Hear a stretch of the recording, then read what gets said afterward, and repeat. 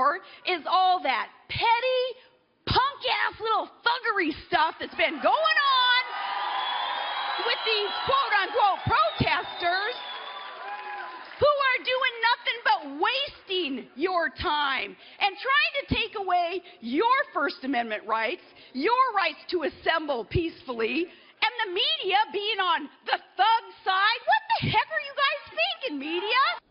Sarah Palin today addressing the situation and in the personal story segment tonight. Let's bring in Charles Krauthammer from Washington, who's been listening to our analysis of the Trump violence situation. And you say? Well, it's refreshing to hear Sarah Palin. It's that kind of reasoned, calm, rhetoric, political rhetoric that we really need in this country. And it's so welcome when we can hear it from her. Look, I thought your talking points are on point, but there are two separate issues here, as I think you pointed out. One is what happened in Chicago.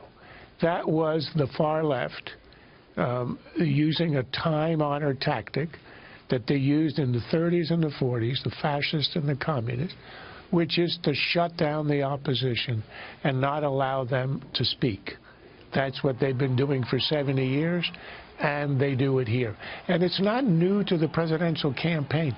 This is what's been going on campus, as you and others have reported, having nothing to do with the presidency. For months and months, we see that speakers are shut down, people are intimidated. We had the University of Missouri journalism professor calling for muscle to actually physically assault the press. This is old stuff that you get on the far left and the far right. And there's no defending it, and I don't think that you blame the victim in this case, Trump and his supporters. But that's what the media did. I mean, that's fine. But didn't you notice that, though?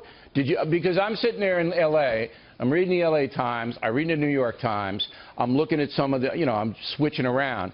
And all I'm getting is Trump is a fascist, Trump is a racist, it's all Trump's fault. Did you see any kind of subtlety of the reportage? Did I miss it? Unlike you, Bill, I watched the Fox report by John Roberts, which I thought was sterling, and then I went on with the rest of my life away from the television. I didn't stay up all night watching all the coverage. I also think the media aren't running for the presidency. Donald Trump is running for the presidency, and that's the other story. It's a totally separate story, unconnected with Chicago, but it is a serious and a worrying story. This is a presidential candidate who addresses a crowd and says of a protester, in the old days, we'd be carrying him out on a stretcher, meaning he'd be so thoroughly beaten up, he wouldn't be able to walk. This is a guy who says of another protester to a crowd, I'd like to punch him in the face. This is a candidate who, after one protester is punched in the face, we've all seen the video, a sucker punch to a guy who was not attacking anyone. He was making a rude gesture. That is not allowable. He was escorted away as he should be. But it is not an offense which earns a physical assault. The guy who hit him is being charged with a physical assault. And what did Trump say in response? He never condemned him. He did say, I don't condone violence in the abstract. But speaking of this man, he said, well, he was at the end of his tether, and then he said, he's obviously a man who loves his country. What is obvious about the love of country of a guy who hits a protester in the face in a sucker punch, and who then says on television, you've seen it and I've seen it, this is the guy who delivered the punch, who says the next time we see this guy, we may have to kill him. You're the candidate and you don't condemn him? Come on, are you letting Trump off the hook on this? I'm not. And I said that he has to readjust his rhetoric. Trump isn't Come on, Bill, readjust the rhetoric. What kind of Weasley words are those, readjust the rhetoric? All right. I'm trying to deal with this in a fair and balanced way. All right? So I think we're going to remove the word weaselly from that. Trump it's speaks. Not enough. Trump. The point I'm trying to make. And you made it very well. So enough. I'm not going to rebut the point. I'm going to illuminate the point. Okay? Trump speaks in an emotional manner. He doesn't have notes.